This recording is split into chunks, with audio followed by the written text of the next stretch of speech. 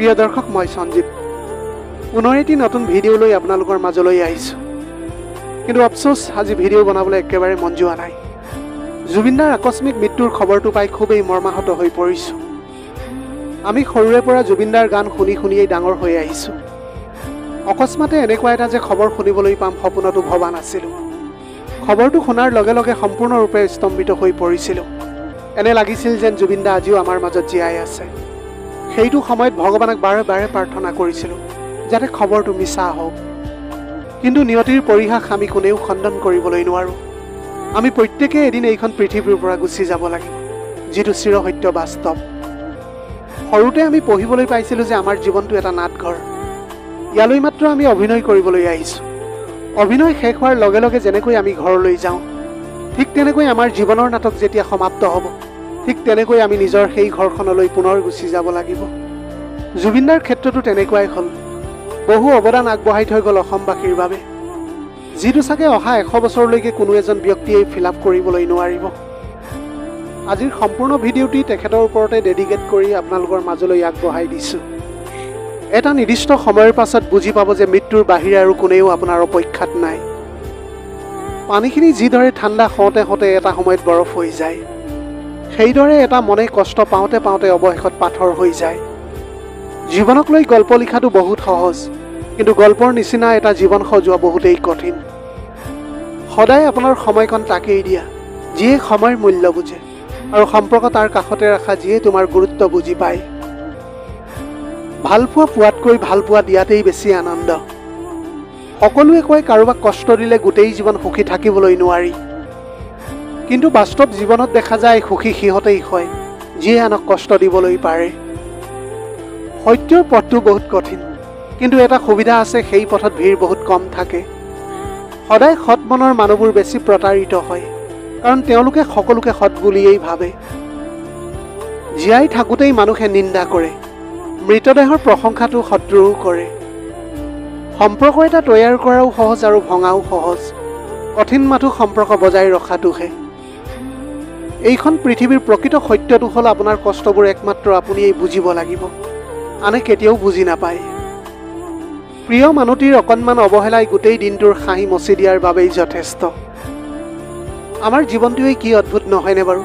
আমাৰ চকুজুৰি পুখুৰী নহয়, তথাপিও পানীৰে উপচি পৰে, আৰু আমাৰ মনটো চিচাৰ নহয়, তথাপিও ভাগি যায়। আপুনি গোটেই পৃথিৱীৰ সৈতে যুঁজি যিটো মানুহৰ পক্ষত কথা ক'ব, এদিন সেই মানুহটোৱে আপোনাক সময়মতে চিনিও নাপাব।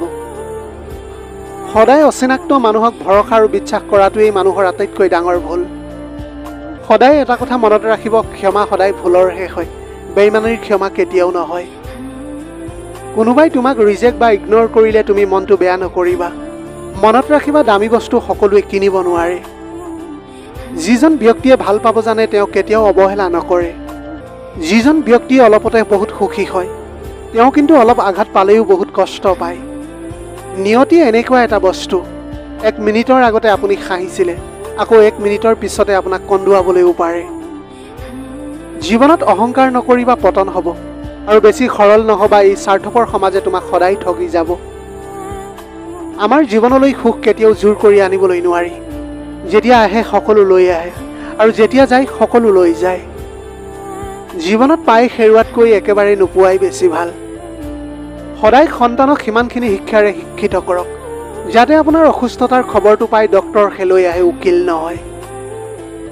এইখন পৃথিৱীত আপোনজনৰ অভাৱ নাই, কিন্তু আপোন ভবা মানুহৰ পৃথিৱীত বহুত অভাৱ।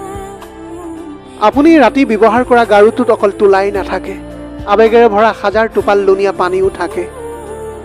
যিসকলে অতি সহজে ভাল পাই পেলায়, তেওঁলোকক ভুলতো আঘাত নিদিব, কাৰণ আঘাত পালে সিহঁতে যিমানখিনি ভাল পাইছিল তাতোতকৈ বহু বেছি ঘৃণা ঘূৰাই দিব পাৰে।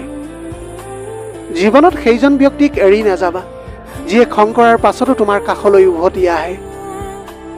দিনটোৰ ব্যস্ততাৰ মাজত যাক পাহৰি যোৱাৰ সকলোতকৈ বেছি অভিনয় কৰা হয়, আচলতে ৰাতিৰ নীৰৱতাত তেওঁকেই সকলোতকৈ বেছি মনত পৰে।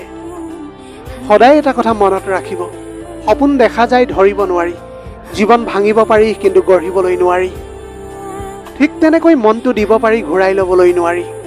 ভালপোৱাৰ সৃষ্টি কৰিবলৈ পাৰি, কিন্তু শেষ কৰিবলৈ নোৱাৰি। সময় ভালেই হওক বা বেয়াই হওক পাৰ হৈ যায়, কিন্তু মনত থাকি যায় কিছুমান মানুহ আৰু সিহঁতৰ কিছুমান ব্যৱহাৰ। কিছুমান মানুহে ভাল পাবলৈ গৈ ভালে থকাটো হেৰুৱাই পেলায়।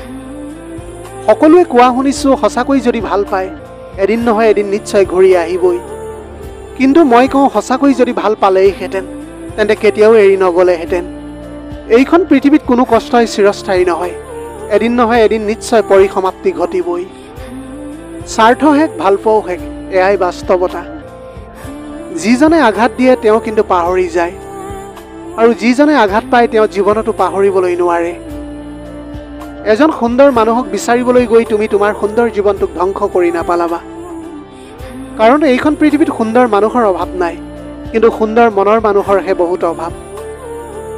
সকলোৱে মিলি লুকা ভাকু খেলিছিলোঁ, কোনোবাই লুকাইছিল আৰু কোনোবাই বিচাৰিছিল, কিন্তু এদিন হঠাৎ সকলো বন্ধু লুকাই গ'ল আৰু বিচাৰিও নাপালোঁ। তেতিয়া বুজিলোঁ ডাঙৰ হৈ গ'লোঁ মই। প্ৰিয় দৰ্শক, ভিডিঅ'টি চাই কেনেকুৱা পালে কমেণ্ট কৰি জনাব, আৰু ভাল লাগিলে এটা লাইক কৰি দিব। ধন্যবাদ।